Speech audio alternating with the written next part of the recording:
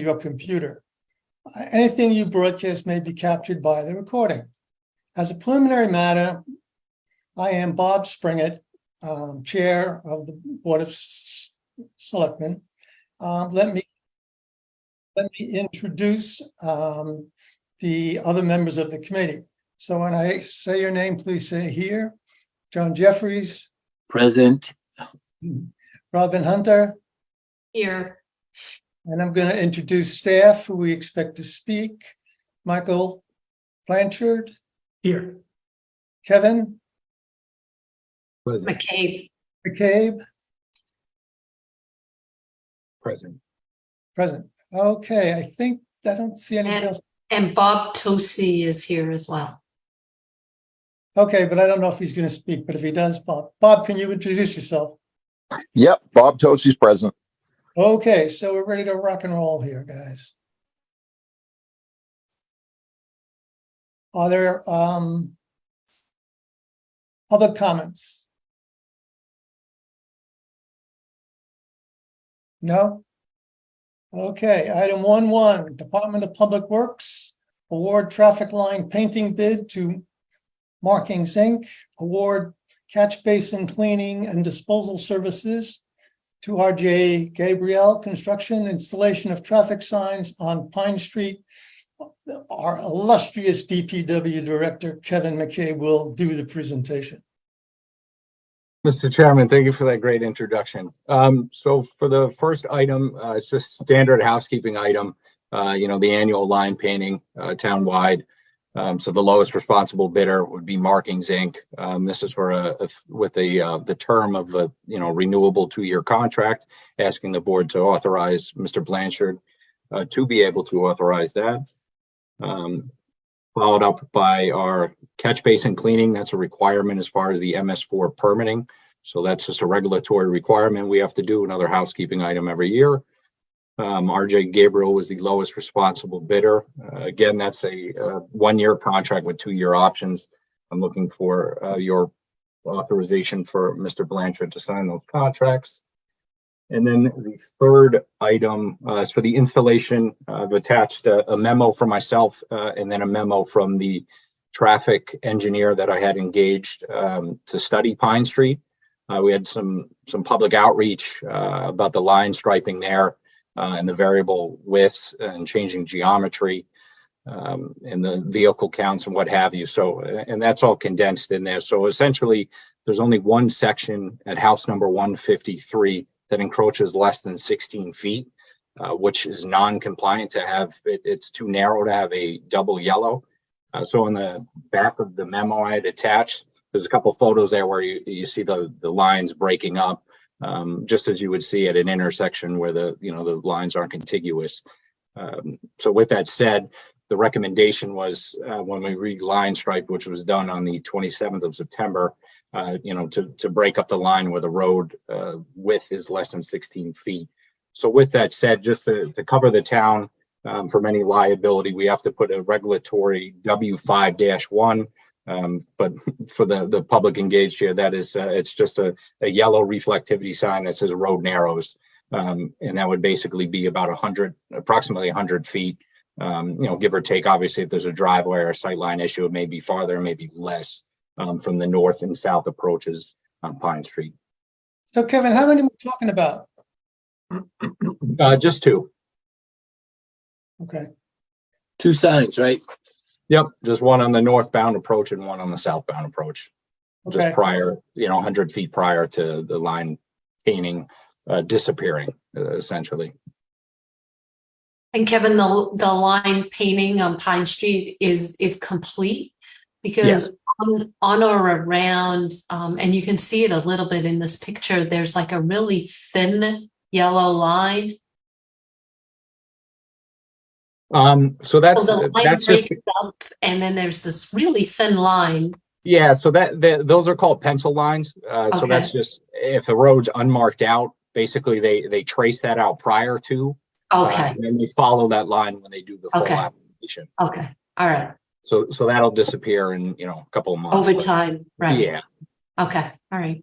And Kevin, how many we'll probably get to this in the next line, in the next item, but for me, three comments. You have to absolutely promise it's not the same company that painted all the lines crooked on Powesset and Center Street.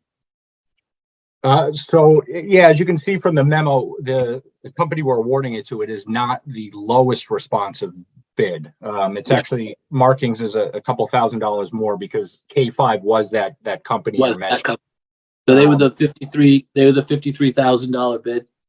That's correct. And they attached us as a reference on their project list. And I'm sure you remember the memo that Bob Tosi, when he was the department head back in May, had sent to Kate at the time, who sent to the board. And that was the same situation. We were awarded it to Markings Inc. at that time. And I did vet all this through the Attorney General. So we are at our right if we do want to go with, because they are, if we do want to go with the higher bidder, because they are the lowest responsive and responsible bidder. Yeah, I'm perfectly fine with that, as long as it's absolutely not the company that painted the lines crooked and couldn't match the lines that were in place and happened literally all around the town. So that's number one. Number two is the line painting that doesn't exist right now on the new section of Pleasant Street at Pagan down to Main Street. Actually Pagan all the way down to Haven is unpainted right now. Is there going to be a double yellow line from Pagan all the way down to Haven? That's correct. That work's actually scheduled for May 25th. Just with the rainy season we've had, it's been very tough to get the subcontractor in to do that. But that work, weather permitted, is scheduled for the 25th. Okay. So next week. I'm sorry, which month? What? Which month? This month, next week. October. You said May. You said May. I was a little. I'm very sorry for that. No, thank you for correcting me. October 25th that the work is scheduled for. John, number 3, let's go. Tee it up, buddy. There's one more thing that when with the no passing on Pine Street, can't you make that longer? Can't you make that bigger? Like make it a bigger section?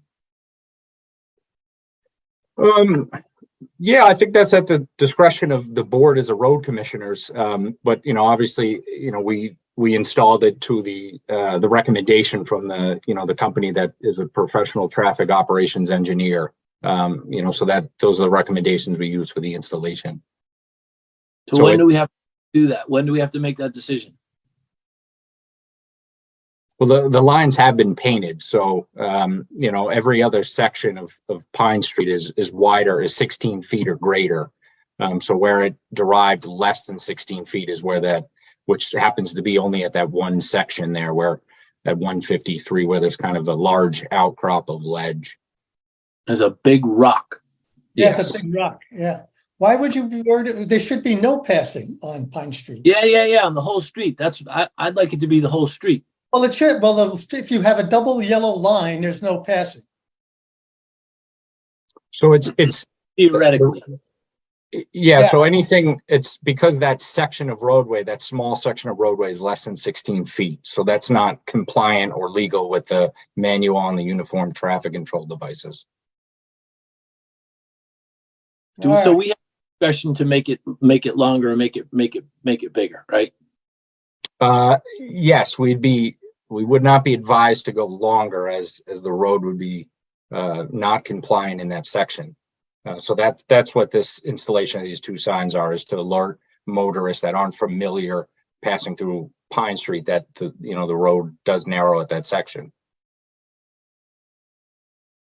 Well, I'm perfectly fine, Bob. If you want recommendations, if you want a motion to accept the recommendations, I'll make the motion to accept the recommendations. And I would also just, as a side, Just read the motion. Right. Why don't you just read the motion? hold on, I have to switch screens. Robin, do you have it in front of you? Yes, I move to award the traffic line painting bid to Markings Inc. of Pembroke, Massachusetts at the cost of $59,357.50 for a one-year contract with renewal options for 2 consecutive fiscal years. I move to award the catch basin cleaning and disposal services to R.J. Gabriel Construction of Bridgewater, Massachusetts at a cost of $32,450 even for a one-year contract with renewal options for 2 consecutive fiscal years. I move to approve the installation of traffic signage on Pine Street. Second. All in favor? Hi, Bob Springett. Aye, John Jeffries. I, Robin Hunter. Thank you, Kevin. Thank you to the board. Next item is Personnel Board. Juris Halksmitis and Sue Jeremiah do the presentation. Evening, everyone. Guys, Good evening. As you can see, I'm zooming in from the hills of Dover,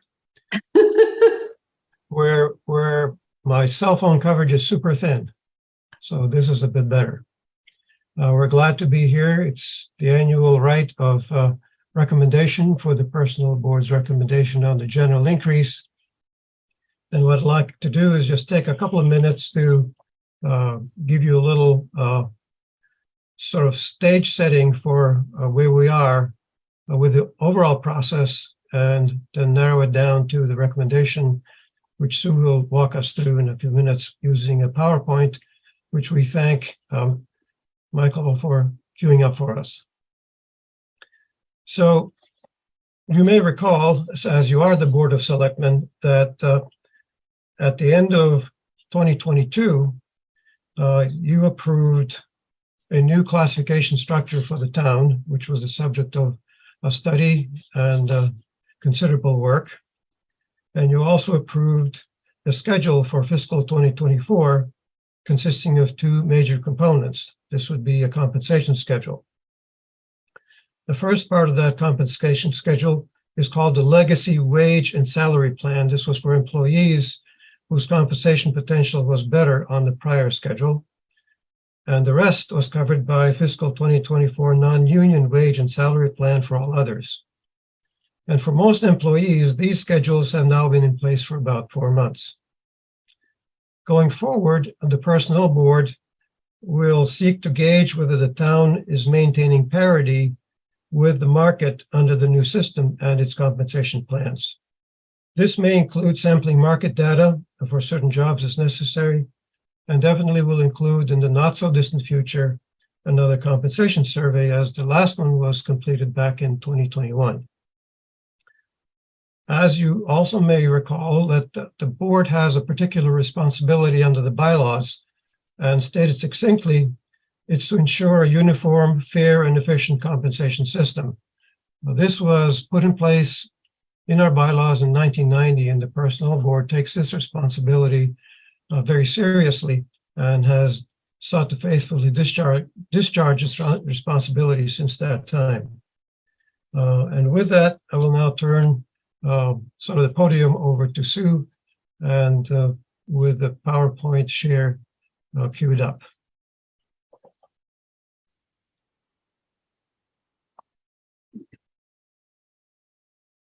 Thank you for that. Hi, everybody. It's a pleasure to be on Zoom with you all today. And I thank Juris for his introduction. So I will go through this as quickly as possible, but not to rush the salient points. And if you have questions, please stop me and Juris will answer them.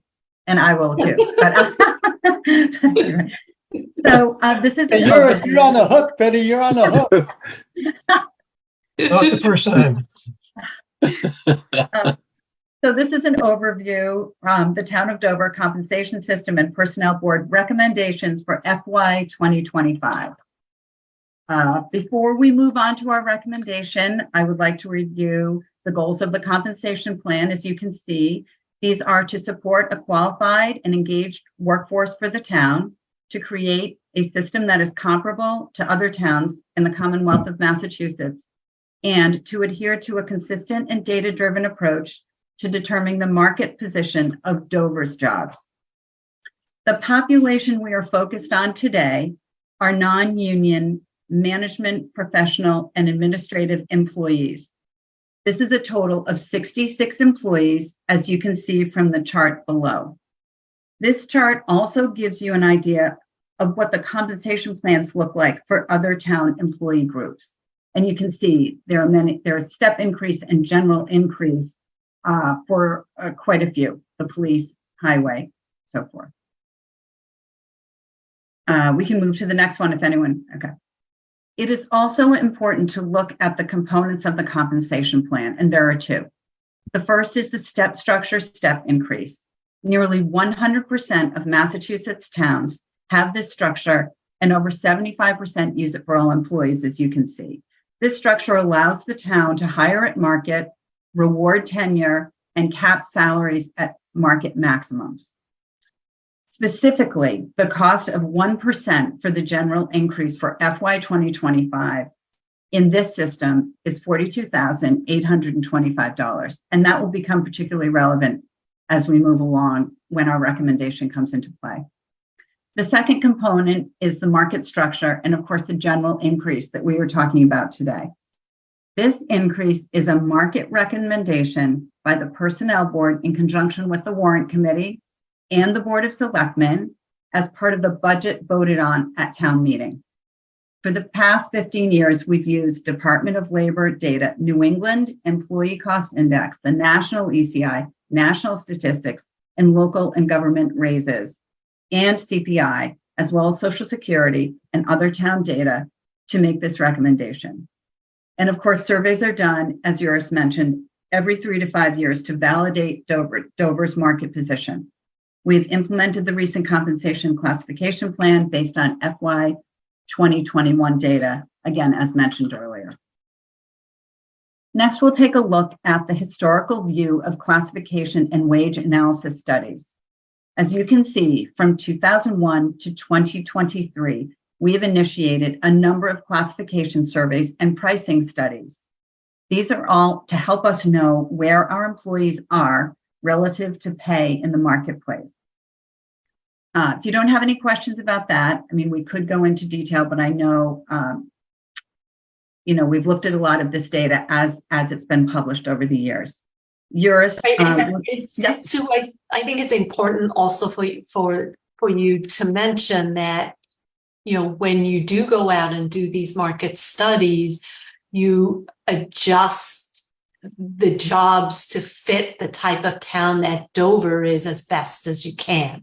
Yes, that's a very relevant point. As we know, Dover is such a unique community, and it's really impossible. And I would say the same is true of many towns around us. I don't know if that's a New England situation or whether it's everywhere, but every town has a unique and different structure. But we're able to take, say, the cemetery or Parks and Rec or whatever it is, and try to find towns that have very similar structures within our entire town structure. Thank you, Robin. That's a very relevant point. Sue, did doing the classification study help eliminate some of those anomalies? I mean, in essence, we have 370 small towns. We have 370 towns who have governments, right? I mean, to me, I make a joke and say, it looks like McDonald's franchises.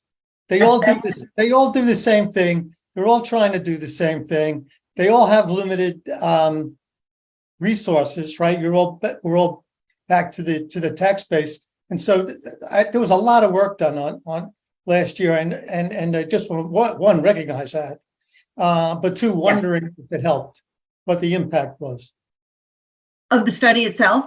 Yeah, I mean, did we come closer together with what other people are doing? I mean, like I said, the jobs are the same. You have a treasurer, you have well, interestingly, the jobs aren't always the same. And that's kind of, I think, what Robin was mentioning. I do agree with you that the overall structure of the work that needs to get done is the same. But for instance, we've had we've had employees, without mentioning names, who work for the highway department and they work in the cemetery, and sometimes they'll help somewhere else. Like it's sort of on an as needed basis. And I might And not be we tried to fix articulating. that. Hmm? We tried to fix that. We weren't allowed. Well, so I don't know who needs to fix it, but at Well, the yeah, end of you go to the commission. I'm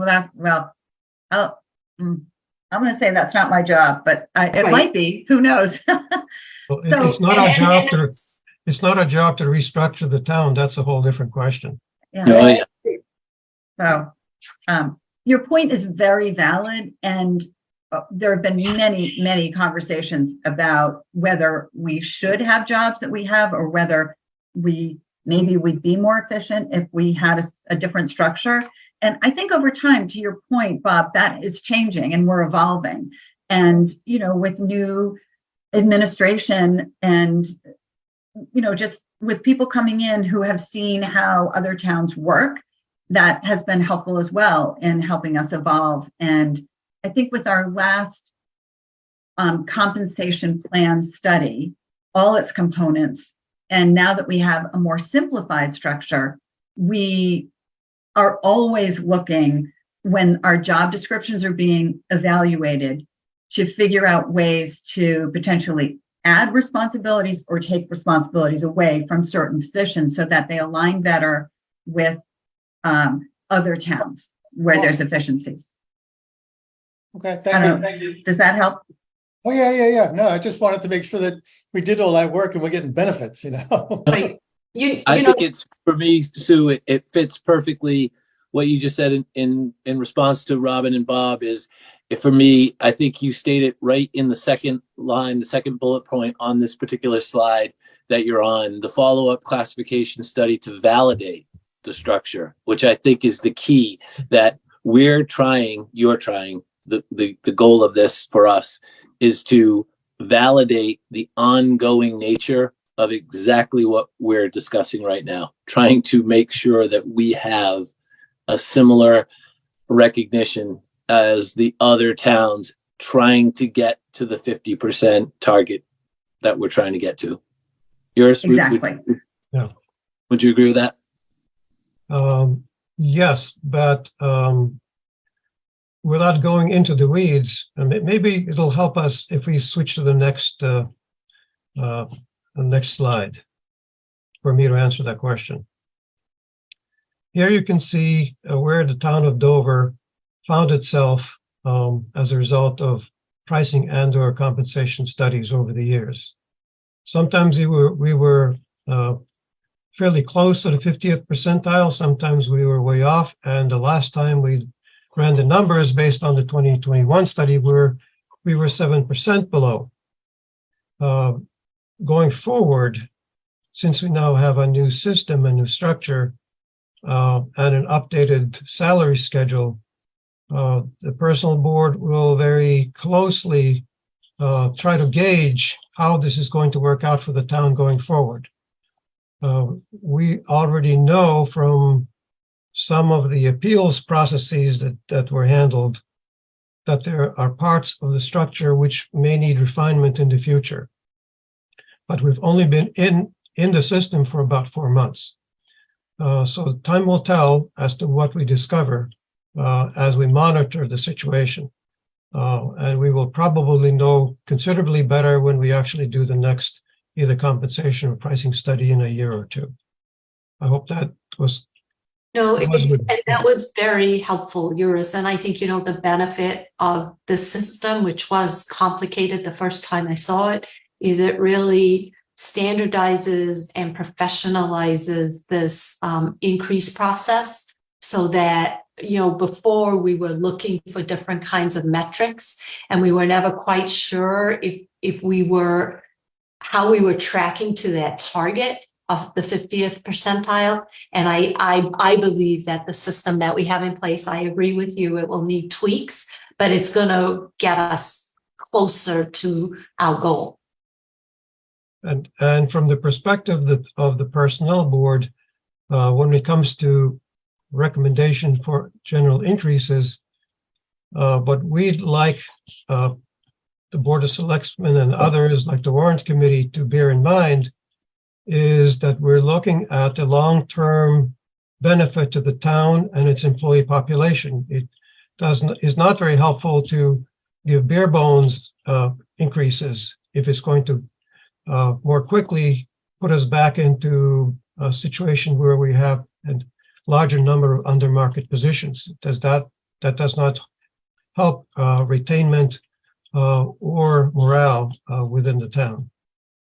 Eurus, I could tell you that the Board of Selectmen agrees with you in that we have demonstrated exactly what you just said with our last several contracts for the police, for DPW, for teachers. We have done everything that we possibly can do to do exactly that, to be mindful of the constraints that we have from a budgetary standpoint, but also to be mindful that we have to do everything that we can to achieve what you just described.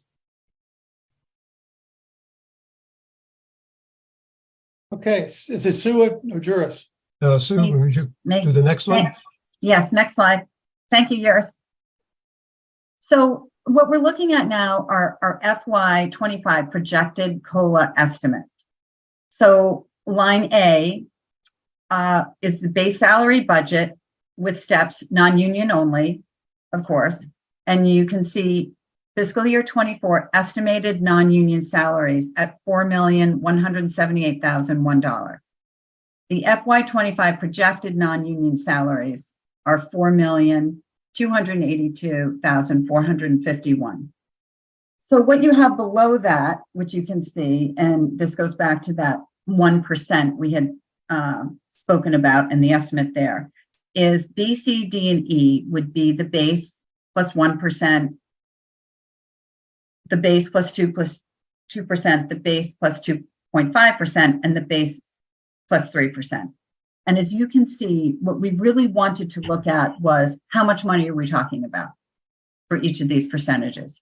So before we even got to what we wanted to recommend, or when we were thinking about what the percentage recommendation would be, we were also mindful to what you were saying, John, about, okay, how much money are we talking about? So that it was just part of the equation and part of the consideration for us as well. Does this all make sense? Yes. Absolutely. Okay. So importantly, again, referencing what we had mentioned earlier, we've taken a look at comparable communities. And, you know, as soon as we were looking at this slide, the first thing we all thought was, what's comparable? Nothing. Dover is itself. There is no other Dover, the good and the bad when it comes to this. So, you know, the best thing we can do is take towns that are around us that may have some similar components to them, again, referencing our earlier conversation.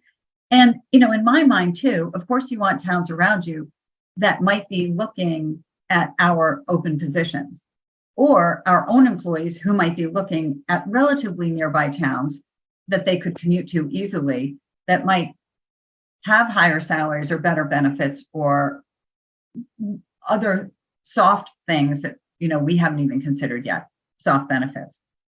So as you can see, for these 8 comparable towns, comparable in quotations, the non-bargaining market adjustment for Canton 3.0, Millis 2.5, Milton 3.0, Natick 2.0, Norfolk 1.5, Sharon 2.5, Stowe 3.0, Westwood 2.5. So the non-bargaining range for this group of comparable towns is 1.5 to 3.0, which I have to say, when I saw it, I actually was pretty impressed that they were as high as they were, and that these towns are really, to your point again, John, are really considering what they have to do to make sure that their employees are treated fairly and also to support retention. So of course, in this other column, you can see the FY25 bargaining market adjustment, which, as you can see, Dover's in there twice, and you've been involved in some of this as well.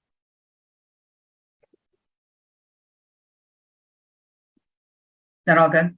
Yeah, that's really good. That we can, if we it's really good. So it's really, that's what we look at. There are some are some towns that we've identified that are a little bit more like Dover. We focus on for the police and for the DPW when we're in these negotiations. The schools are a little bit wider afield. We can narrow the focus with the police and DPW because they have a very defined number of participants.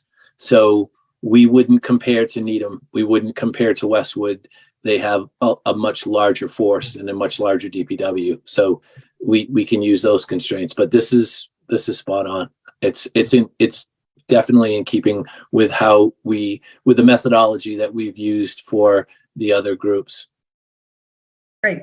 And we can always, particularly in future years, or even if we need to, at this point, we can add other towns as we see fit, if that's helpful as well. Right. I mean, Sue, if we remember next year, we could also give you a list. Like I could give you a list of the towns of Dover and Sherborne agreed with the educators union on what the comp towns are. So there are a list of 10. Yeah. Many of them that you have on this list are part of that, but it would just be another data point for you. Well, it'd be great because then we'd be fully aligned. And I think that'd be awesome. Okay. So I'll send that along. Okay. I think that a footnote here to these numbers is that Robin has done her best to get responses from nearby communities. And this is a sample of those who responded. Right. This is actually longer that we typically use. And so this is what's come in to date. And not everyone does their increase determinations at the same time. It takes time for them to actually trickle in. And he's referencing the new Robin. Yeah, I know the Robin with an eye. I was like, I didn't do that for him. Yes, you're right. Thank you for clearing that up. I told her when they're compliments, I'm willing to take credit for it. But why not? Don't worry, Iris. We won't let that slip. I think Robin's on the call as well. I saw her. Yeah. Oh, is she? Yes. And then she can take some credit. And the other footnote here is that whenever we look at these deltas or increases that nearby communities make, we don't necessarily know the considerations that they take into mind. And we don't actually know how they see their own compensation levels to market. Yeah. But this is just a part of the picture.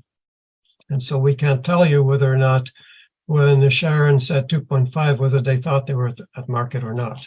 Right. One of the outliers that towns are dealing with in the collective bargaining side of the equation, Eurus, is the ability to get applicants for the jobs. There's been a dramatic decrease in the level of applicants for some of the jobs, specifically in police forces at our size. It's a very, very competitive market for policing. And then for DPW, Bobby Tosi was just on the call. He could speak to that. It's been very hard to get skilled labor in DPW. So, and just a final third footnote to these numbers, and that is that there are some in-town numbers that do not have corresponding entities in other communities. And these are largely within the Dover-Sherborne School District. So for example, you have 3 entities that are, I believe, bargaining entities, such as the food service folks and the custodial folks and administrative assistant folks. And I believe they are also a bargaining entity of some kind. And if I'm not mistaken, they're looking at receiving a 3% delta or increase for fiscal 25. We don't have the final information on that. I just mentioned that because that's an in-house situation where we are already looking at, or they are looking at positions which are also mirrored in the town system. Custodial, admin, and so forth and so forth. So do we want to increase disparities? We do not, I don't think. So I just thought I'd put that in as the final footnote to these numbers. Okay, Okay. So one more slide. So finally, background information for fiscal year 2025 and the recommendation. The employment cost index wages and salaries for state, local, and government workers for the 12 months, July 22nd to June 23rd, experienced an increase of 4.7% in all categories. 4.5% management, 5% office and administration, and 4.7% public administration positions. In Social Security, which was recently announced for calendar year 24, it was a 3.2% increase. The CPIU change, Boston, July 22nd to July 2023, was 2.81%. And the US government employment increase, as you can see, was 4.7%. In consideration of all this data and the goals of our compensation plan, the Personnel Board recommends a 3% increase. The cost of the 3% increase, as we've seen earlier, is $128,474 for the employees in this plan.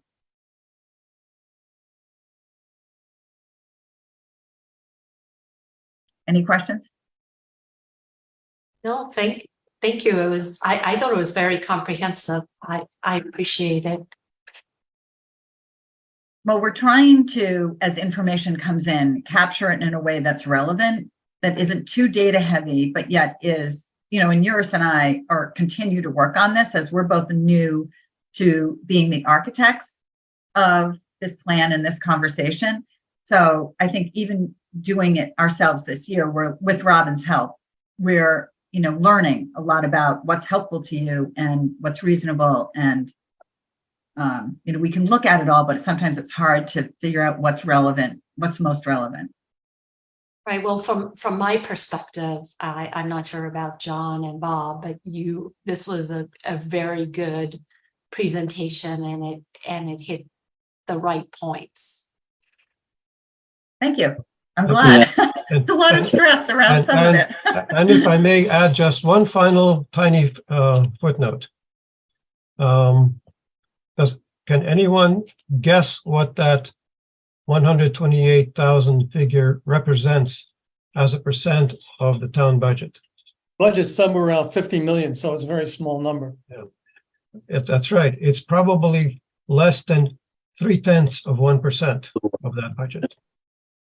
So the big challenge, this is always a very difficult thing to do because of all of the considerations that you've mentioned. I'll tell you the one thing that's really bothering me and many other people is the difficulty that we're having recruiting. And what that will ultimately do is force you to go outside. Yeah. And you see that happening in all sorts of businesses that were once independent and now they're all part of chains.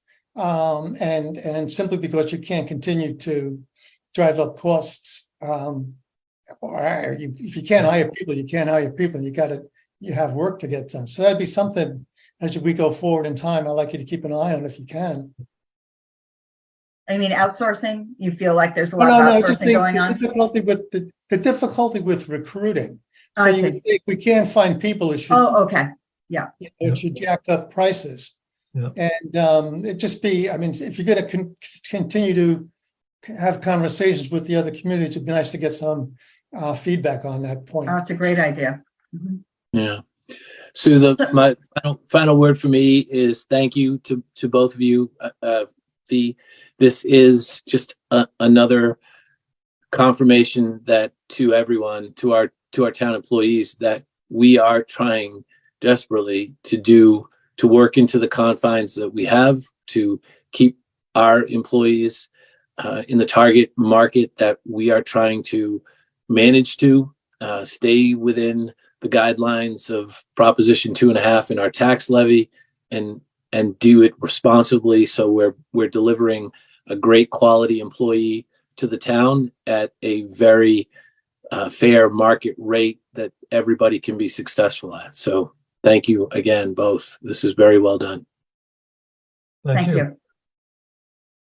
Okay. Are you all set with us? Does that mean we should? Well, I don't You know. tell us when we have to Oh, go. So you stay. We're You- you- gonna you we're gonna try to vote on your recommendation. Right. So, suggested motion, I move to approve a fiscal year 25 market increase of 3% for the town's non-union staff. Second, All in favor, I, Bob Springett. I, John Jeffries. Hi, Robin Hunter. Now you can go. Now you can leave. Go live Thank you. dinner. Thank Is- you. yeah, is your I- We permit- appreciate this. It's, Right. we appreciate it for the employees at town Right. hall. Thank you. If you'll permit me, I'd like to hear the update on the housing plan that's on the agenda. I think that's our next item. Thank you. You I are think more I'm- than welcome By to the way, it's a stay. closed meeting. You don't have to leave. You can stay. I just sent you a bill for taking more time. That's all. Not a big deal. So I would like to stay, but I can't stay. So I'm going to say All right. goodbye, but thank you so much. I Thank really, you so again, much, Sue. I really appreciate your time and voting that 3%. I'll see you all soon. Okay, bye-bye. Okay, bye now. Okay, so housing production plan certification of compliance report. Our town planner, Jasmine Farinacci, is that, get that right? Close? This will do the board member, Valerie Lynn, will do the presentation. Okay. Let's go, Valerie. You got 2 Hello. minutes. Okay. Thank you very much. Valerie Lynn, 14 Haven Terrace, and an associate member of the planning board. Thank you for having this on your agenda tonight. I have been working with Jasmine and Mike. We, well, to take a step back, I'm sure you all know what the housing production plan is, but just as a quick refresher, the housing production plan is a document that Dover provided to the state back in 2021. And it's kind of a SWOT analysis of the housing conditions in Dover and the housing needs.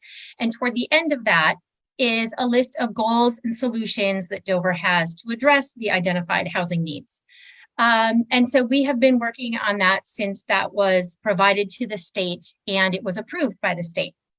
And one of the reasons why a community would have a housing production plan is because as you're moving forward on your goals, there are certain goals that when you achieve those, which is 0.5 to 1% of approved subsidized housing of your current housing stock, you then are qualified for up to a 2-year pause in 40B developments in your community. And so as we have been looking at this and working toward this, this was one of our goals that was in our housing production plan. And in 2022, we had identified an opportunity to increase the housing in Dover by more than 1%. And that was identified as a goal. It was approved at the ZBA level, and that housing project got underway in 2022. So another step in this process then is to have the housing formally accepted by the state, which it was in, I believe, March of 2022. And then the last step in the process to get your pause is to request certification of your compliance with your housing production goals. And that is where we got a little bit tripped up. And we didn't realize this until this past summer when a lot of 40B activity started happening in Dover. And when we went, we thought we had this because it was part of our plan. So when we went to validate that we did indeed qualify for this pause, we discovered that the last step had not been completed. And therefore, we at this time didn't have the ability to have the pause in the 40B development.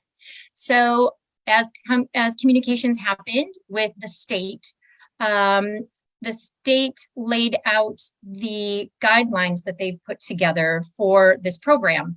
And because so many of us in Dover on the various boards and staff members are either new to Dover or new to the 40B process, this was kind of a new process that many of us didn't have experience with. So what we were told is that Dover missed the window of submission for this request for the 2-year pause. So then we started doing a little bit of digging because it seemed strange that there, to me anyways, that there would be a certain window if you have up to 2 years where you could have this opportunity. So that's when I reached out to Mike and we started looking at this. And if I can share my screen, I'll just kind of show you where we're at and what I'm requesting tonight. Let me see if I'm able to do that. I guess I can't. Well, so what I can do is tell you that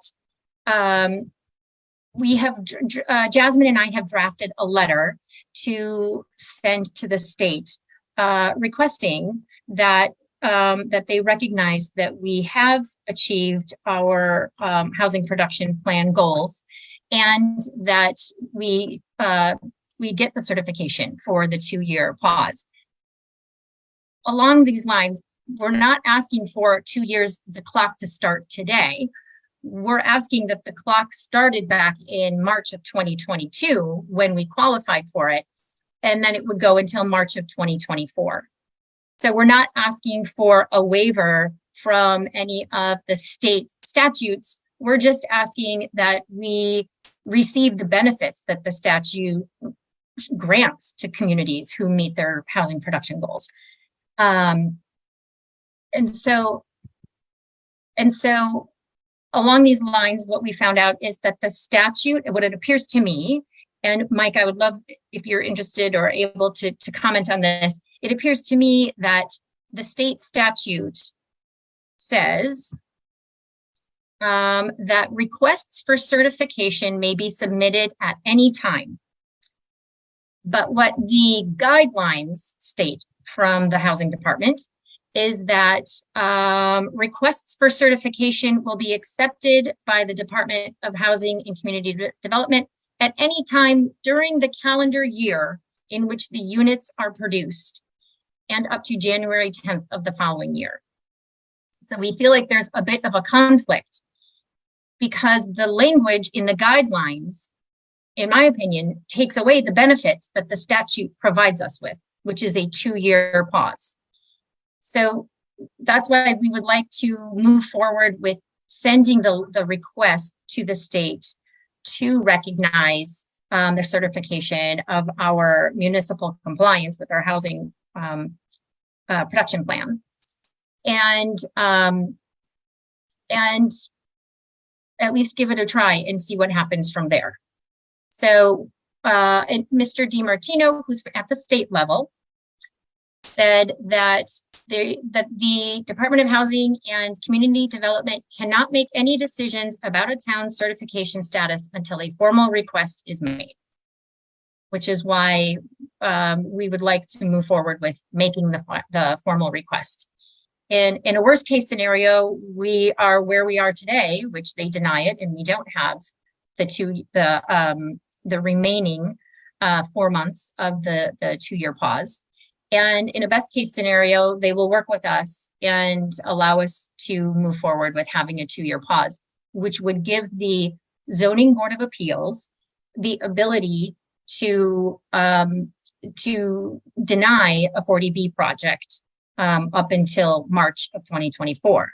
Then that pause goes away and we will work forward with whatever projects would come in front of us.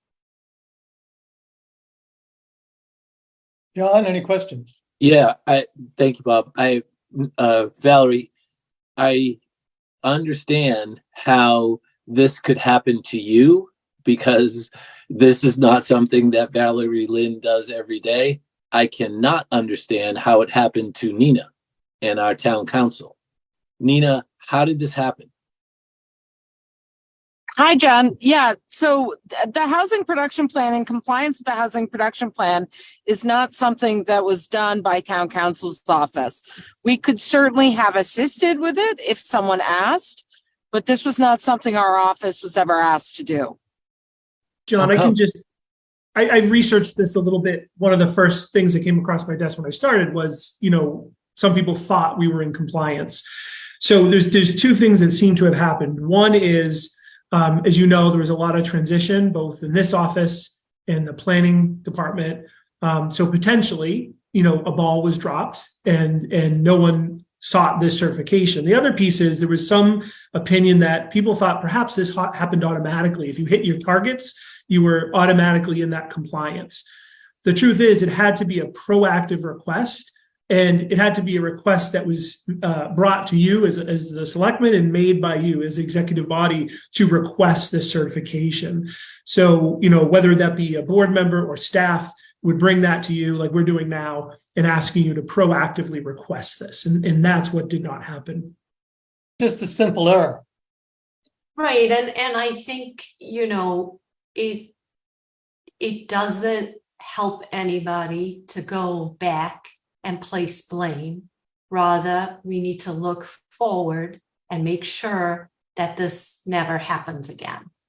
And we are working on that as a team to put a process in place to ensure that we understand all the steps that need to be taken in connection with these multifamily developments. It's not something that Dover does on a regular basis. So it's very important for us going forward to have a checklist. Well, I'll take a page out of my British experience where their view of when you do something like this is you always want to have on belts and braces. So to keep your pants up, you want to make sure you have a safety valve in case either your braces break or your belt slips. And so it really makes something, and I think everybody needs to do this. The world is getting more complicated. The legislation is getting more complicated. What we as a small town, like my analogy to McDonald's, we're being asked to do a heck of a lot more than fry burgers and flip burgers and do fries. Complex instruments should be reviewed by council. And so I would strongly suggest that as we go through this process, that was a process failure in my view. That should simply be corrected. Belts and braces when you're dealing with complex things that volunteers, thank God for volunteers, but I don't know where the knowledge comes from. And this stuff is changing all the time. If there was one recommendation I would make, that would be it. Bob, if I could. Excuse me? Who's where? Sorry, this is Nina. Oh, Nina, hello. How are you? I didn't know you were there. You were invisible. I'm sorry, I am invisible. I'm in the car. So it's best for all if I don't have the camera on. To John's point, I do think at this point we should be involved in reviewing the request being made to the state. Mike and I have a call scheduled for tomorrow morning to review a number of issues with respect to affordable housing and 40B in town. I do have some concerns about making the request quite clear, both for the town and for the state as to what the impact of achieving safe harbor would be on pending applications. That's not at all clear. So I want to make sure that everyone's expectations on that, we have the proper expectations when we go and make this request to the state. A process question. Is there an appeals process available that could be followed? It's my understanding that you can request a waiver, but we might need some more guidance around how that process works. Yeah, I don't think there's a formal, it's all discretionary at the agency level. So this is not like an appeal of a court determination. So it's all about the arguments we make to the agency.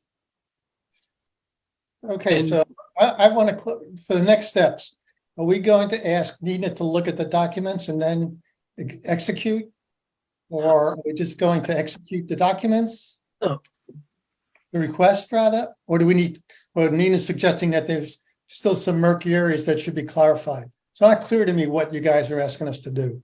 So I think what we're asking is that if we could work with town council to draft a formal request to the state and with council's, opinion, send that off, that request, if the board would be in favor of sending that request. Yeah, so just a comment from me, Mike, is I agree with Bob. This is a big miss. And I understand Robin's perspective of going back and assessing blame, but this is a big miss. But John, but it is what it is. It happened. It was a mistake. We know that. And going forward, we need to make absolutely certain that this never happens again. And so we are putting procedures in place to ensure that. I think that's what I'm asking. What are the procedures that we're being asked to put in place? Have it reviewed by council. When was this? You were talking about this being during a period of significant turmoil in the townhouse. Sure. So the request, according to what we've heard from the state, a state employee, the request needed to be made by the end of calendar year 2022, because that is the year. Turmoil at the end of 2022. Right. That was the year that the Red Robins development was approved. And so therefore we had until, I think, technically January 10th or whatever that date was, but the end of calendar year 2022. Okay. So there were extenuating circumstances here. So I'm sort of in the, let's move ahead and figure out what we need to do to get this back on the rails. And I agree absolutely with John, and I agree absolutely with Robin. And once we getting it back on the rules includes making sure there are the right checks and balances. And we have a checkbox that everybody who needs to sign off on this signs off on this. Hopefully it's automated so we don't actually need pencils, and we go forward. No reason to go back. It just seems like it could. I mean, again, a lot was going on in the end of last year. And I think to Robin's point, and I know we'll talk later about the housing task force, there are multiple players involved in this. So the housing production plan, was a product of the planning board. The ZBA oversees the issuance of the 40B permits, and then the selectmen are the ones that would vote to request compliance. So, there's three people involved and not any one person is in charge. So I think that really just is like Dover, like that's Dover. No, and that's every community. Those things exist even in any community. And so I think that's really the importance of the task force and developing that checklist, is it brings all those players to the table. So everyone's talking on the same page and is able to be proactive. Okay. So any other questions or follow-up before I move to the motion? Oh, I think you have to change the motion. I do have to change the motion. I'm going to ask Michael to do that. John, you're okay? Yeah, there's a lot here to unpack, and there's a lot to discuss procedurally going forward. So I think that this is something that we as a board we have to look at very carefully, and I can't tell you how really disappointed I am in how this happened. And I can imagine going forward, we're going to have to make changes to make sure this doesn't happen again. We've already made one when we put this task force together. Right. Yeah, that's one of, and there should be others. Listen, John, every rock we turned over, right? Okay, so why don't we move? So, Mike, why don't you give me the motion? Yeah, so I'm going to fumble through this, but I think you could have moved to have the town administrator work with town council to provide formal requests to the Executive Office of Housing and Livable Communities for the housing plan certification of compliance. Okay, that's my motion. Do I have a second? Second. All in favor, aye, Bob Springer. Aye, John Jeffries. Aye, Robin Hunter. Okay, thank you, guys. Thank you, So everyone. this next one is real. Thank you, Val. That was a really wonderful presentation. It was actually clear. I could follow it. I knew what was going on, and I knew where it was going to end. So good storytelling. Thank you. Thank you. Thank you. Who wants to lead? Nina. It doesn't come up very often, but it's just a client conflict waiver. What it is a certain practice group in my firm, a certain partner has been asked to work with Pulte Homes to review their filings for environmental compliance. on a project in Canton. Their work has been limited to that project in Canton. It has nothing to do with any other project for Pulte Homes. And it certainly has nothing to do with any proposed project in or near Dover. What they are requesting is a limited conflict waiver, which just says those specific lawyers who do not work on Dover matters can work on that Pulte matter in Canton. It acknowledges, as and Pulte has signed on to this, that none of those lawyers will work on any of the Dover matters that involve or may involve Pulte Homes. And that in the event that there ever becomes any litigation between the town of Dover and Pulte Homes, that the firm would drop Pulte Homes as a client, as we cannot litigate against any current client. So it just simply puts in place some guardrails and make sure both clients are aware of the lawyers working for both of these different clients on different matters. Again, not on the same matter. This is something that routinely is approved by the client and the client contact.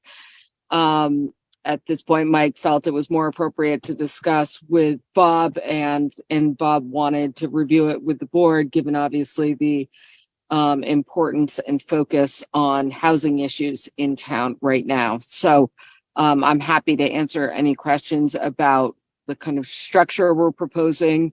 But this is, as I think Mike can tell you from his experience, something that kind of routinely happens and is brought up to towns by So, council.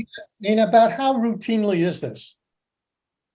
I mean, is it 10% of the stuff, 20% of the stuff, 5% of the stuff? Do you mean how often do I seek conflict waivers from my other towns? Yeah, conflict, yeah. Was it rare? Once every 3 or 4 months. Okay. Many of our towns have much more involvement either with each other or with other state agency clients like the MBTA or MassDOT, just because of where they're located. So we have to get conflict waivers for those issues quite routinely. It is certainly rare for Dover. Okay. John and What are our options if we think this is a bad idea and we're uncomfortable with it? You tell me no, and I tell my partner no, and he can't take on that work. Okay. What if we decide we should get a different can we get a different outside town council for this particular phase? For what particular phase? Housing specifically.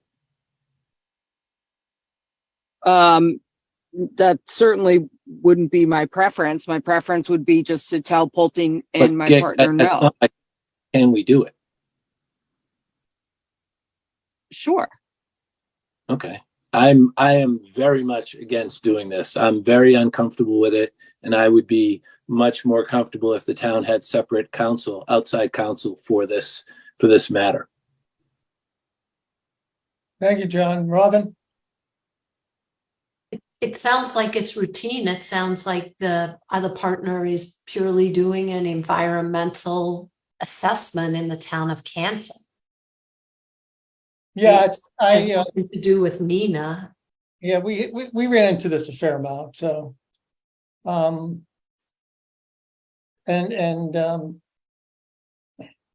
this part is just doing business with different law firms. So, I am going to move on this, and we'll see where the vote comes out. Unless there are other follow-up questions or anything. No? I move to approve the conflict waiver for the town of Dover and Pulte Homes of New England, and to authorize the town administrator to sign said waiver. I need a second. Second. All in favor, aye, Bob Springett. No, John Jeffries. I, Robin Hunter. Okay, done. John, thank you. Thank you. Thank you, Bob. And Okay. John, I'll certainly be in touch about any concerns you have. Okay, There are a lot of them, so please feel free. so Mike, it's your item 1.5. Approve the calendar of events and the budget calendar. Yeah, so thanks to Mona, because as you know, this is my first go around in the budgeting cycle. And I was unaware that the board approves the calendars that were included in an email earlier today. So one is a general calendar of events that covers everything from the start of the budget process all the way through town election.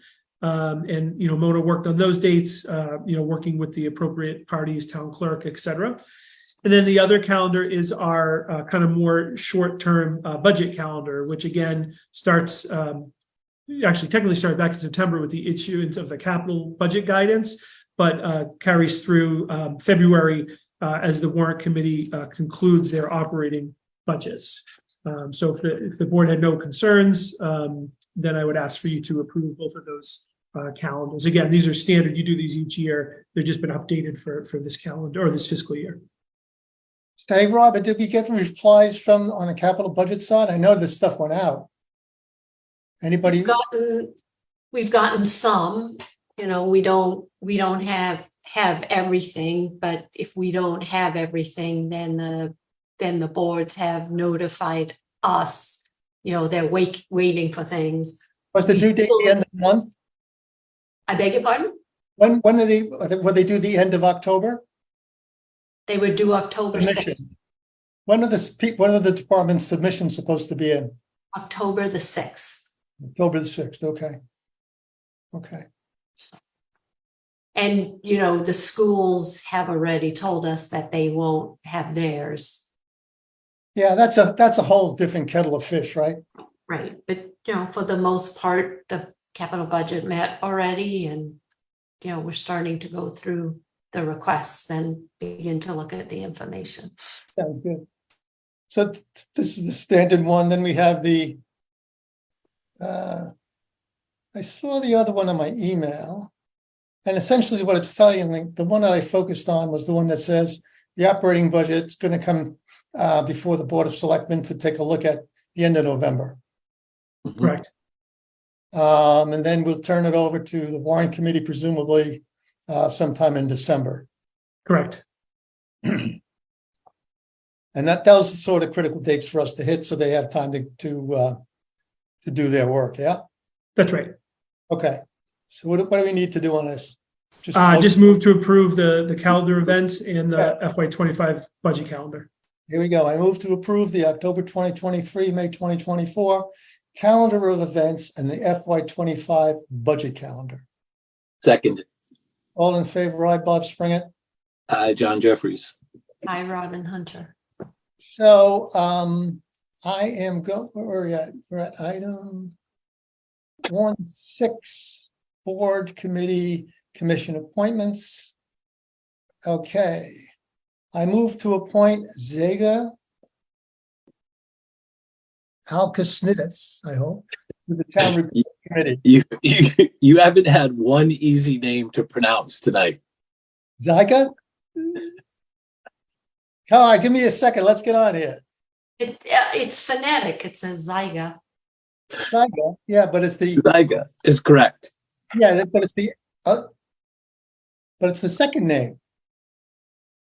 Alkasnidis. There's no second name.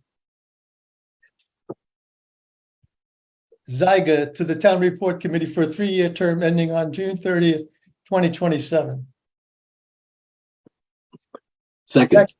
All in favor, aye, Bob Springett. John Jeffries. Hi, Robin Hunter. All right. 1.7. Police chief search update, John. On Friday of next week, we will have a consolidated one day. We will meet for 9 hours on the 28th in the town hall with the 4 finalists. And the structure of the meeting will be there will be involvement and observation by committee members throughout the day. Some members can't literally can't be there for all 9 hours. So we will take turns throughout the day. Each of the 4 finalists will be in. They will be asked a series of questions by the panel of police chiefs. We'll be able to observe those questions, and the committee members will not take part in the initial assessment of the technical answers, as those technical answers are meant specifically for the chiefs. So this has been, as I've reported, a really robust, very impressive process. The candidates are really top notch. They've impressed the police chiefs. They've impressed the committee. We're really getting down to the finalists, and the amount of work that we've put in so far has been staggering. I've never been on a committee that's put in this much work in the search process. It's an important job, John. Yeah, it is a very, very important job. And Bob and Robin, the candidates are really, really well qualified. So that's where we are. Okay. Robin, your big intro. Right. Housing So, Task Force. right. So on Wednesday afternoon, we had our initial meeting of the Housing Task Force. It was a really excellent meeting. In attendance were representatives from the Planning Board, Concom, the ZBA, the Board of Selectmen, and the Board of Health. For each of the boards or committees, there was a board member as well as a staff member. We discussed the mission of the task force, and we all agreed that the initial focus of the Housing Task Force will be to establish a formal process for the town to review multifamily development requests. The deliverable from that process would be a comprehensive checklist and calendar as to when each deliverable needed to be completed, and it would be reviewed by all members of this committee. It was also recommended that the town perhaps reach out to Judy Barrett, who is a housing expert, and ask her to see if she can assist us in reviewing or pulling together this comprehensive checklist. The ZBA has worked with Judy Barrett on numerous occasions. She is supposed to be the state expert on multifamily housing. She responded back that she does have time and she would be willing to work with the town to put this together. So that was excellent news. That sounds really good. Right. So we all agreed that within the next 2 weeks, we would pull together sort of the first draft of what we believe the internal process is. We will process it simultaneously to putting the process in place. 2 members of the task force. We also discussed the need to have a web page that's dedicated to, this will be on there as well. And we volunteered our new assistant town administrator to work with the town to put this up.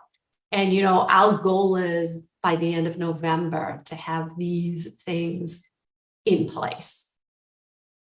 We then agreed that the work of this committee would not be over when those 3 items were done, but rather the hard work will begin after that, whereby we need to think about what does development look like in Dover, what might be the types of development that work with the rural nature of the town, and at the same, what are the options that are out there, and then also look at our zoning, at our bylaws, and see are there changes we should be recommending to the town that would allow us to be proactive when it comes to multifamily.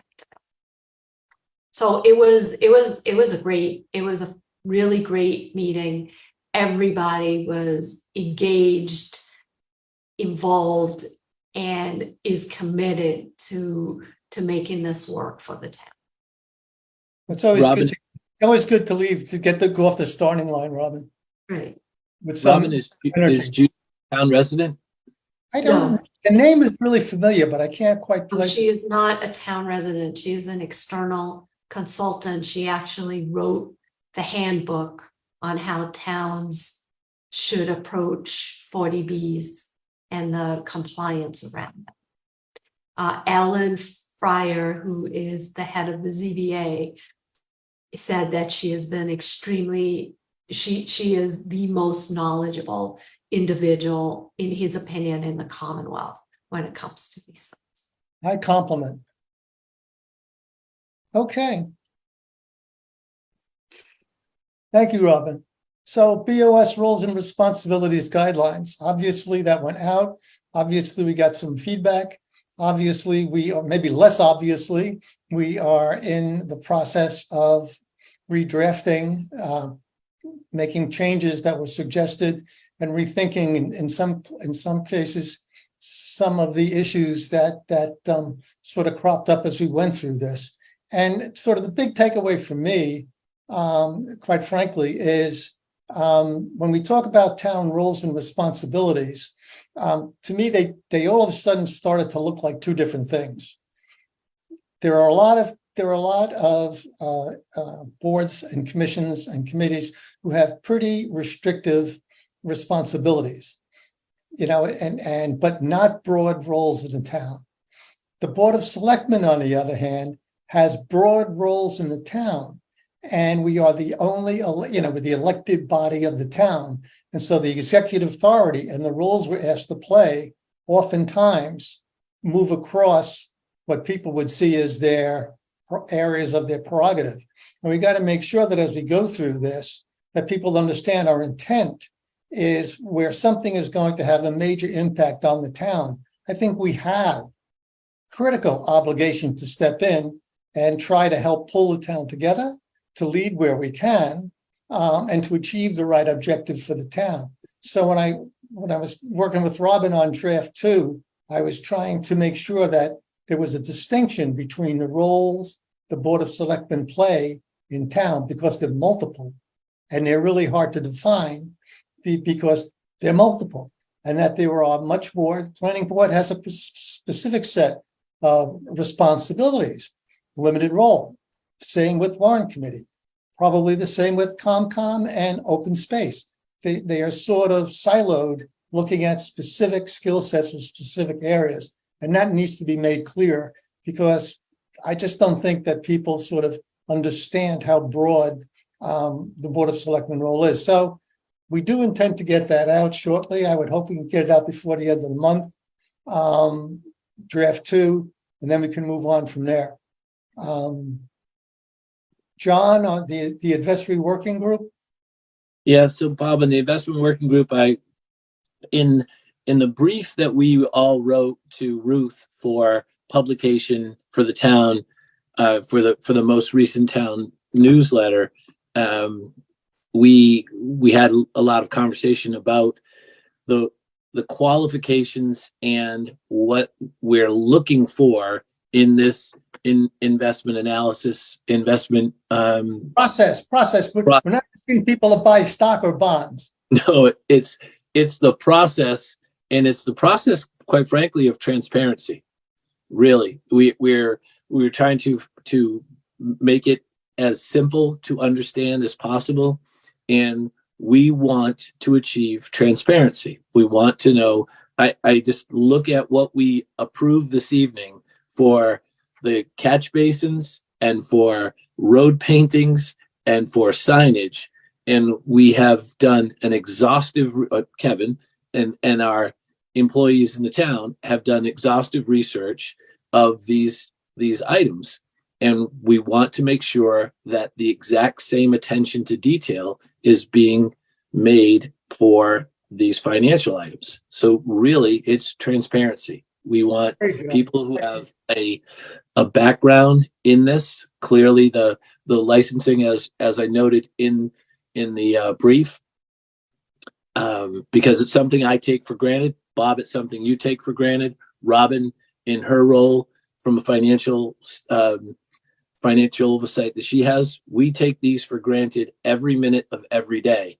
And yet we want to be sure the vendors that are working for the town understand we want complete accuracy and complete transparency. No, I agree. I think that's right. Now, John, we're gonna, when last we left, we were interviewing candidates? Yes. So we have people that Mike has received interest from people. We're having conversations with those people, and we've also are waiting to hear from other people who have to indicate interest as well. Okay. Mike, is there anything you'd like to add to that? No, I think you covered it. I think the work's going to be important, and I think as John said, I think we've had 3 applicants. Mona can correct me to date, but I think we did expect a few more people to apply. Yeah, well, there are a couple of people we spoke to 2 weeks ago who are away, and then there are it's, I don't know, there's something about the town where it's sort of an echo effect. You say something, and then a week later, you let it go out, and then a week later it comes back, and people say, or 2 weeks later it comes back to you, and we say we were asking for that 2 weeks ago. So that was October 22. We asked for that information. We're looking for 3 people, John. We just need to make sure that we follow the process we put in place, whereby anybody that volunteers is contacted. And sounds like we are, Robin. Sounds like we are. Are we looking for 3 or more? 3. Okay. So, and our next meeting is in November, right? so I actually would like to, I learned that I have to be in Europe the week of November 30th, and our meeting is on October 30th, Robin? October 30th? Because I think it's November 5th. Right, and our meeting is on the 2nd. I did look at the calendar, and it looks like we have 3 meetings in the month of November. So I was wondering if we could perhaps move the meeting for the 2nd. If you still would like to have the meeting, it's 1 a.m. for me in Europe. So if we could make it earlier, I would be happy to participate. If not, I will just need to miss the meeting. In the packet, we based on the conversation Robin had, and I talked with Bob, we did propose, instead of the 2nd and the 16th, doing it the 9th, which would be the week in between, and then the 30th. So we'd have 2 meetings in November instead of 3, if the board was agreeable. John, you okay with that? I'm fine with that. Robin, you okay with that? I very much appreciate it. It's just something I couldn't change. The bill is in the mail. Okay. Good. Okay. Anything on the upcoming agendas that caught your eye? Other than the date? Okay. No. Mike, well, we can cover this in Michael's update with regards to the progress for Hale. I had conversations. There was a very, very large event at Hale this past weekend, about 400 or 500 participants in a huge day events, and had opportunity to speak with Eric Arnold. So I just will look forward to Mike's update or the updates that he might have from either conversations with Eric or conversations with Westwood. Okay. So I'm going to do, one of the things I do is have loose ends as a category on my list. So I'm going to do a couple of loose ends. So the 3 to 5 committee is going to get back into action quite soon. I'm expecting to see something from Kate. they were on summer hiatus that lasted through fall. She outlined, you'll see the update in brief. In brief, right? In brief. Yeah, you'll see that. We might have already saw it when we sent it around. DCC is continuing, obviously with the construction phase. There was some talk about moving money around to cover in a different phase relative to the 250 and the additional asbestos removal, that they're looking at a package a little bit differently. Other than that, the other issue that people are working on right now is the director's office for the community center.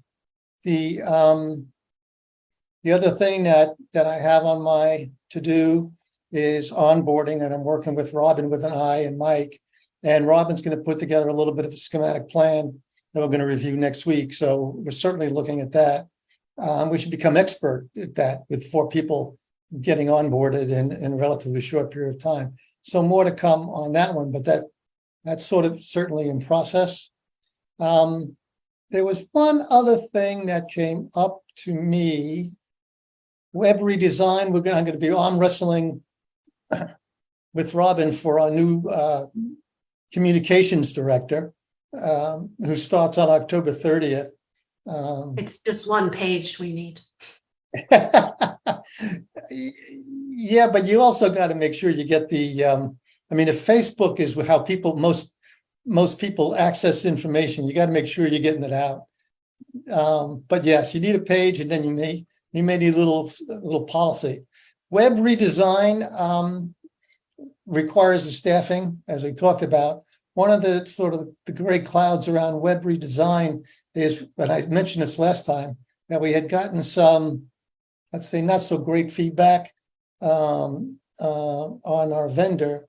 And so if we have to do a search for a new vendor, that's a whole different set of subject matter. Mike and I have talked about, if we had to do that, what could we bring out of Civic Plus to get us over the hump. So there's some planning and some thinking that has to go around that web redesign effort once we get Chris. Is it Chris?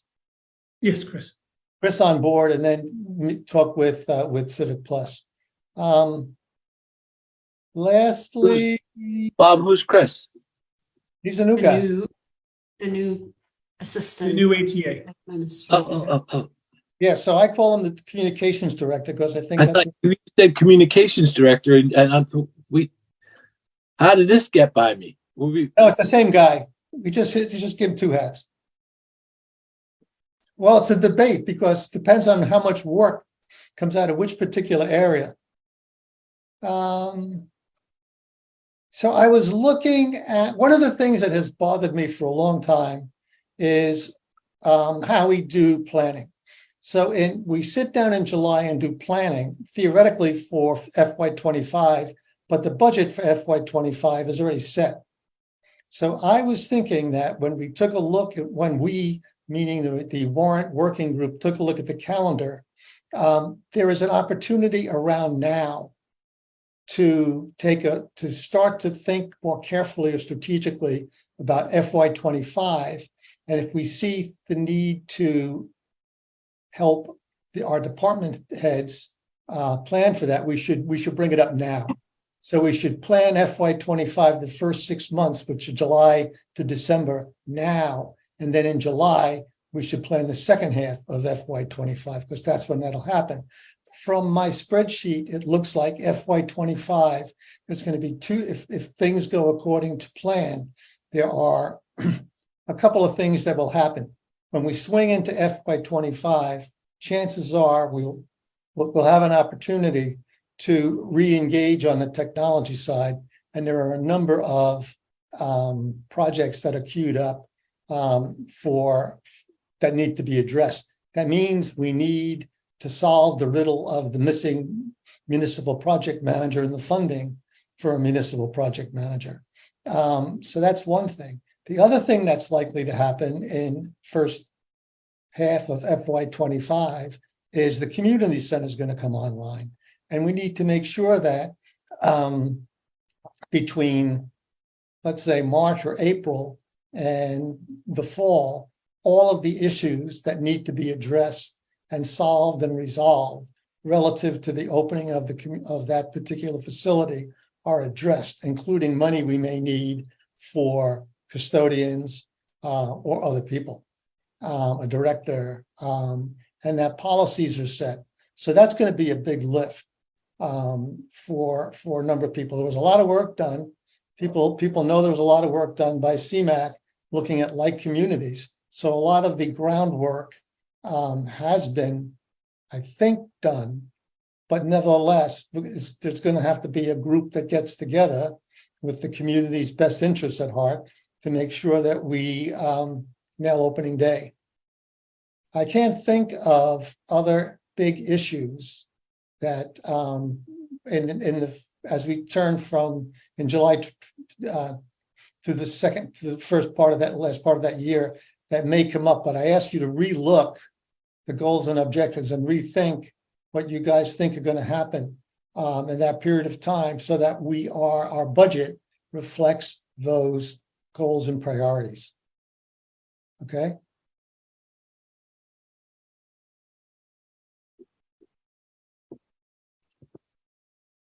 Okay. Yeah. And the last thing I have is I sent out a note to the warrant committee. I did that with my warrant committee working group assignment. And it talked about level service. And I suggested that it may be time that we take a look at what the impact of level service guideline has been to Dover over the past 20 years, because I am critically concerned that we are growing at double the inflation rate, and we are handing out compounding 8% increases, well, 6 to 8% increases to staff. And I really don't know what that says about controlling costs or making investments. And so I got a note from Jim saying something about warrant committee's jobs to do X, Y, and Z. I didn't go back and say, well, I'm not asking them to do X, Y, and Z, because we're not presenting them with a budget. We're asking them, do they want to participate with us looking at budget guidelines and their impact over time? And I think, that's not a collusion between two boards, iceberg that we're not aware of. So what it has been, so that we have a level of comfort that relative to our financial responsibilities, we're clean. And again, we have not been clean. So I ask you to think about that. And well, I looked at the correspondence that Mike sent out, and Yep. What you're saying is not what I read in that correspondence. And I actually did, the warrant committee has a very prescribed role from they have a very prescribed role.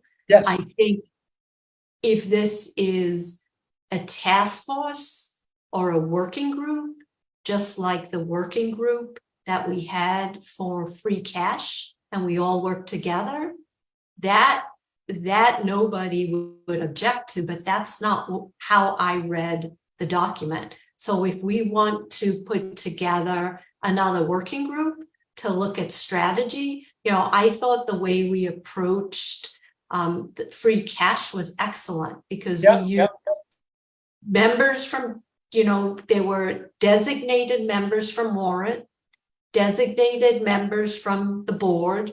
The three of us even split up, depending on the focus. And then we also had the outside consultant that we all worked with. right. But And that's the assessors. right. So we had everybody. So I think that would be, and I don't think anybody would have an objection with that. I think maybe this is a time where the written word, just like the roles and responsibilities of the Board of Selectmen, the written word sometimes is misinterpreted or is too Listen, precise. I wanted to float the idea because how we solve the problem requires that it's an idea worth investigating. And you're right. I think the free cash and the cap save and that stuff went really well. So I would duplicate that if you could, because I thought it was excellent. I'm going to call Mark. I'm going to have to tell Mike and Chris. So, Robin, commute for me. I went back to 2016 and saw how we began the process of a free cash analysis, and the free cash analysis became basically a task force, just as you described. Right. And we did 2016, 17, 18, and 19. And it worked. And then what happened was it morphed into, okay, these are the things what we started with were a conflict, and that's maybe not the right word, but there was definitely conflict, John. Yeah. Okay. That right word, conflict at town meetings, where people would say, we want you to give us back that free cash. You've got too much free cash. And we would respond by saying, no, we really don't.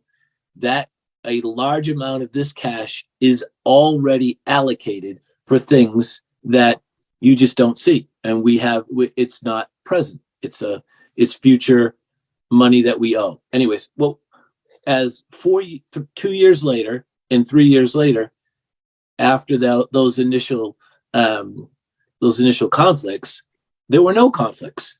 It was a matter of really getting everyone on the same page, by everyone together understanding what exactly is we were doing. Transparency and engagement, John. Exactly. It's exactly what I said earlier. Yes, with regard to the finance, the people who are handling our finances, that we really have to get under control. But Robin, I completely agree that the word that came back to us from Jim Rapetti twice was analyze. Warrant analyzes. My response was, this is exactly what we want them to do. Help us analyze. Right, but if you read the bylaws, they are the watchdog. They are supposed to be the ones making sure they're watching us. There has to be a group in town that says, are this Board of Selectmen being fiduciary responsible? That is the warrant. But then there's this whole financial strategy component to it. And, I think way back when that was supposed to be the long range planning committee, but you can't rely on volunteers to do that. You really need engagement of the town. And that's why I think the way we went about or approached free cash is really the way to approach this as well. You put together, and again, it can't be committees in silos. It needs to be somebody from Warren. It's not going to compromise their position as watchdogs because it's creating policy. Somebody from the town, a town representative, because Carl was instrumental in that as the director of finance. Yep. He was the one helping run the models. I believe Carl came to all of our meetings in the 3 sections. He was kind of he was this glue went between. Right. So I saw Jim's note. He talks about the bylaws. They specifically talk about reviewing the budget, not necessarily the impact of their budget. And my point is, what we're trying to look at is understand what the policy implications are of this guideline. We're not asking them to look at the budget, and I think it's an overreaction on Jim's part. Well, Jim is a lawyer, and this is how lawyers interpret things. And that's what they do. That's what lawyers do. Right. And he's, when you look at the bylaws, I would say he's spot on. But then there's I would say he's too narrow. I don't think so, because I think that's what the intent was, but But that's not what we're it asking doesn't you to mean, do. I still think it's not worth wasting our breath on this. Because I think there is a path forward to give us what we all need, right? Yeah, And I think it's creating this task force that then reports back to the committees about what they're doing. so my second question is, do we need help? Do we need somebody who actually has professional skills doing this? Or do we go back to the volunteer model? As I said, again, the hybrid approach worked well. So let the group get together and define what the scope of this work is, and then interview, see if there are firms that can help us. Okay, Go talk to other towns as well, see what they're doing. yep, okay, sounds like a good start. Thank you. You guys have anything else, or you want me to move on? Town administrator updates. I'm good. Okay, Mike, you get your show. Yep, I'll jump in. I know we're running a little behind schedule. So a lot of my thunder was stolen. I've been working a lot on the 40B and housing issues.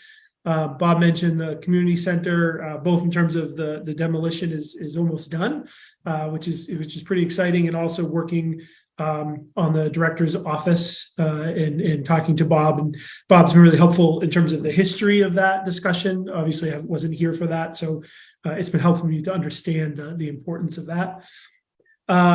As John referenced before the meeting started, for the benefit of the public, you may see a couple hydrants around the town common that have been covered in a black plastic bag. Again, as John mentioned, it is not used for fire prevention, those hydrants. It's simply for the water system. We're doing a water study that we received a grant for. As you know, in the community may, the town only water infrastructure is a very small area around the town common. So we're evaluating the health of that system. So those will be there for a couple weeks and then they'll be gone. So just for the public's benefit and in case you get additional questions.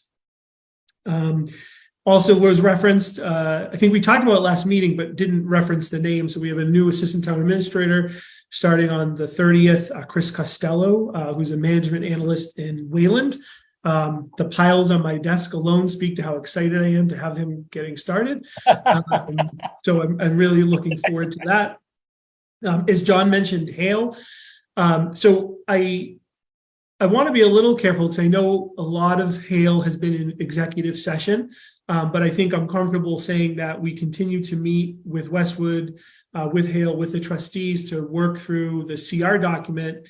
And then, I think it's probably obvious to the public, the intent was to have a fall special town meeting. We are well into fall. So we have a meeting with Hale next week in person in Westwood to discuss that timeline and potential revisions to that. So we will keep the public updated, and whether or not we come back to the board in executive session or it could be done in public session, I'll let you know, but I would stay tuned for that because I do think there'll be some revision there. And Mike, Mike, is there any way we can't have a full town meeting? That's what I'm saying. I think it's fair to say that we've missed the boat. If it's going to be anything, it'd be early next year. Right, and so that's the discussion with Westwood and Hale is assuming that the fall is gone. What would that look like in 2024? Could that be something early in the year? Could it be tied more closely to our annual process? That's the ongoing discussion now. Okay, thank you, John. I'm sorry for cutting you off. I just, Mike, when you finalize the day and the hour with Eric, can you just loop me in? Oh, absolutely. Yep, of course. And then, as also Bob mentioned, working on the onboarding. Robin and I met today, and Bob, she'll have a draft to you, I think, tomorrow of a document that we can meet next week on, which will be great. And then lastly, for the board's benefit and the public, because they may see some work, as the board may recall, in earlier this year, before my arrival, you received a municipal fiber grant. This is a grant that they will install network cables to townhouse, police and fire, the community center, library, and highway. And this is a benefit for the reliability of our town infrastructure network, and also cybersecurity as well, because it's a closed loop system. And we also have a state earmark that would help upgrade some internal components like firewalls and switches that would also improve our cybersecurity resilience. So that project was originally supposed to be completed by June 30th. There were some very significant delays in material, as in all things.